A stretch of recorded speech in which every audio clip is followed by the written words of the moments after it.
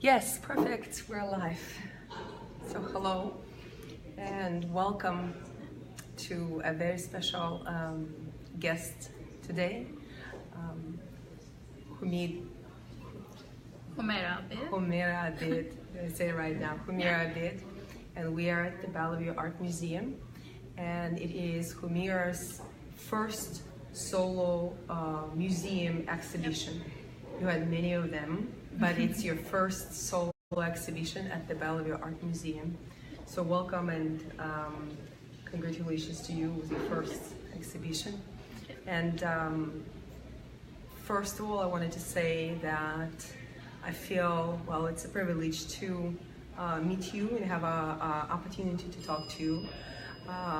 And I just recently watched your interview, a film where you said one thing that inspires me very much, and it is about womanhood issues. And I remember you saying that even though we're coming from different cultures, you are born in Pakistan, I was born in Russia, we're coming from different cultures, but even though we're coming to United States and we experience very much similar issues, and I just want you to talk about how womanhood issues are being portrayed by you through your work. Can you speak about that? Yeah, please? So I'm born and raised in Pakistan, a very male-dominated society. So growing up, I felt a little bit of frustration and, Sure. being a woman in a male-dominated society, and that's what I wanted to do through my work, talk about these issues and normalize them. So, it's easy for women and people to talk about them. I grew up not talking about sex, puberty, menstrual cycle, even fertility issues, motherhood, relationships, difficulties, abortions, difficulties of relationships, everything was kind of more like a taboo. So when I started working, this was my focus initially, but I found my realization when I was going through a lot of miscarriages, and nobody would talk about it. Even the friends and people I knew have had miscarriages won't talk about it, and So they were more closed. It was taboo. So people were Yeah. not, well, women, not Not men, about it. Yeah. but women are not supposed to talk about it.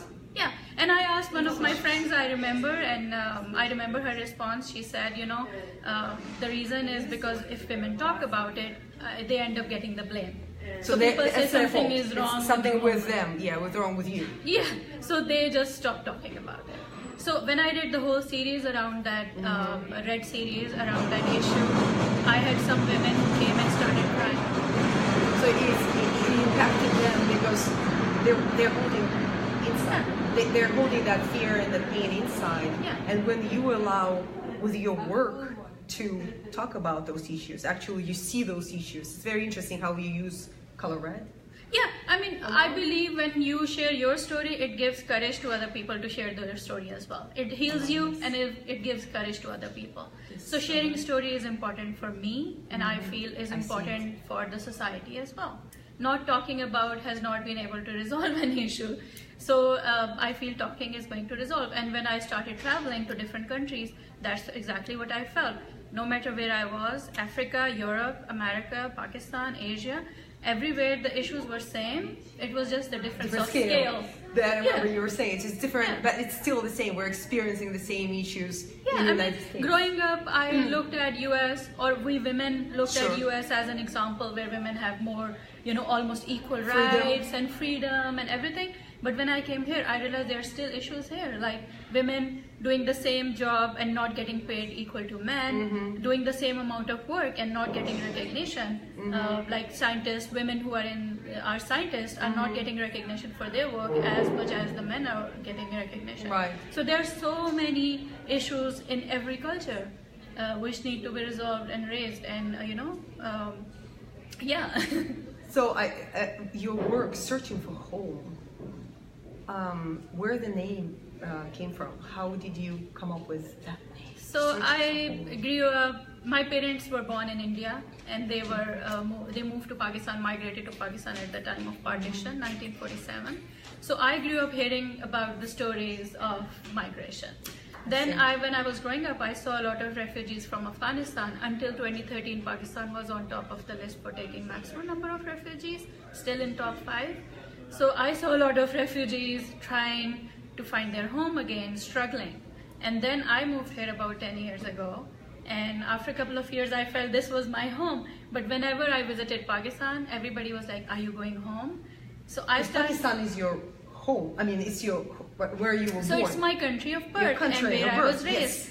But I started asking myself, what's the idea of home? It's the place where you are born, or it's the place where you feel you belong.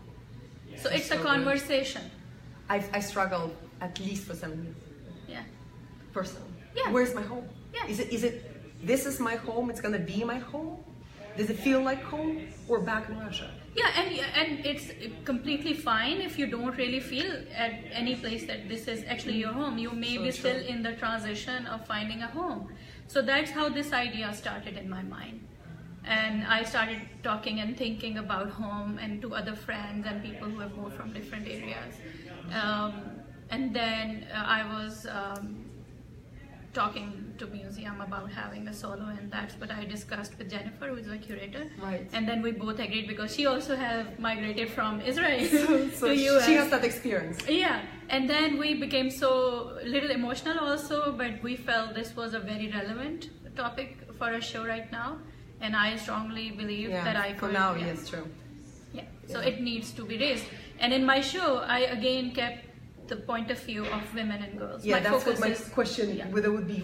And it feels like almost like a serious. It can be serious. Searching for home. Number one, number two, serious, because it's such a broad concept, so to speak. So speak a little about your solo exhibition at Bellevue Art Museum. Yeah, so I mean, I just told you how it started, and then when I was working on these themes, I was doing my research. I strongly felt wherever I went, or if I was talking to people who have migrated, or refugees, or immigrants. Which is like almost everybody. Yeah, and almost of the time I found stories told by men of the house, the male member of the house. So I've here in the States? Everywhere. It was a male. So it was a male who was telling. Yeah, I mean, if you look at the documented stories, it's mostly the male member of the house who is telling what happened, why they moved, and you don't really get to see a woman's point of view, what they had gone through. Initiating that immigration process, it's the men who said, okay, time to go, and so they are the ones who telling the story, not the women. Yeah, especially, I mean, I talked to a lot of women in Pakistan who are from Afghanistan, and they said most of the time they didn't even make that decision to move. They didn't get to make the decision what to take with them. So I was interested to know what women brought with them. Let's say if they were having menstrual cycle, if they were pregnant, or if they had an infant, could they bring things to get by that time? What they were doing. So these are the topics that I did not find anywhere discussed, and so that was my area of interest. I see, and I see that now in your work when it's so detailed. What I wanted to say is that when you look at your work, you don't see right away what the little pieces are. It's like, for example, the pacifier. Yeah. So many pacifiers. They're red pacifiers, right? And red you have a well. broom. You have a broom. I remember that image. I just saw the image. I'm going to attend the show today, but there's a broom, and there are so many pacifiers. And you don't see that they are, but when you look closer, then you see them. Yeah, I like to bring layers of meanings in my work. They're symbolic. They're symbolic, yeah. My work is symbolic. It has the message. So you have to look closely into your work to see and think. Yeah, and I want audience to connect in their own way.